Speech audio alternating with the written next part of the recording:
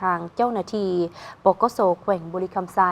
ได้มีการจัดพิธีทำลายสินค้าที่ละเมิดลิขสิทธิ์ทรัพย์สินทางปัญญา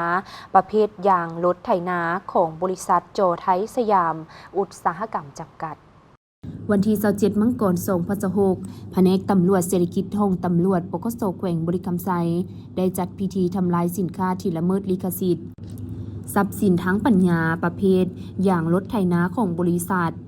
จังหวัดไทยสยามอุตสาหกรรมจำกัดโดยการเป็นประธานของพันโทบุญอินทิราชห้องหัวหน้าห้องตำรวจปกส.แขวงบุรีคำไซ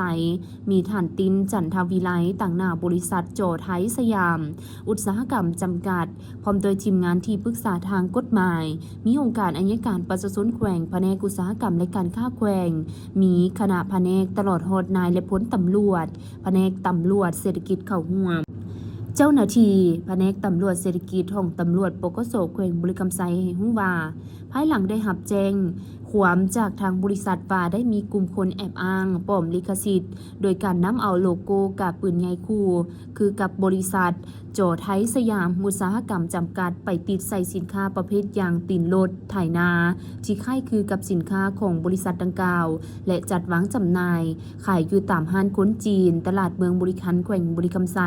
จึงได้มาแจ้งความต่อเจ้าหน้าที่เพื่อช่วยสกัดกั้นแล้วทำลายตีนรถจำนวนดังกล่าวทิ่มส่วนผู้ที่นำมาขายบริษัทจะบ่เอาเรื่องหรือดำเนินคดีภายหลังได้รับแจ้งความจากบริษัทผู้เสียหายทางเจ้าหน้าที่จึงขอคำสั่งกวดค้นเคหสถานนำเอาองค์การอัยการประชาชนแขวงและเข้าทำการกวดกาเห็นว่ามีมูลความจริงพบเห็นตีนรถไถนาที่ละเมิดลิขสิทธิ์จำนวน153เซนอยู่ห้านของท้าวลีเด่งกุยอายุ50ปีอาชีพค้าขายเสื้อซาดสัญชาติจีนพักเซาอยู่บ้านศรีสวัสดิ์เมืองบุรีคันแขวงบุรีคำไซผ่านการสืบสวนสอบสวนผู้เกี่ยวได้ให้สารภาพว่าผู้เกี่ยวได้ติดต่อซื้อนำคนจีนบ่ฮู้ชื่อโดยติดต่อซื้อขายผ่านทาง Facebook แล้วขนส่งผ่านทางบริษัทขนส่งโดยการชำระเงินผ่านทางธนาคารการค้าต่างประเทศลาวบัญชีของคนจีนออกซื้อนางหลิวเซียนส่วนบัญชีก็ให้ข้อมูลอย่างรถดังกล่าวเป็นของคนจีนเอามาส่งให้คือกันบ่ฮู้ชื่อบ้านเมืองแขวงผู้เกี่ยวผ่านการกวดกาอย่างตินรถไถนาจำนวนดังกล่าวอย่างละเอียดเห็นว่าเป็นสัญลักษณ์กาดับโบแคนนอนและบ่มีฐานข้อมูลจดทะเบียนเครื่องหมายการค้าทรัพย์สินทางปัญญา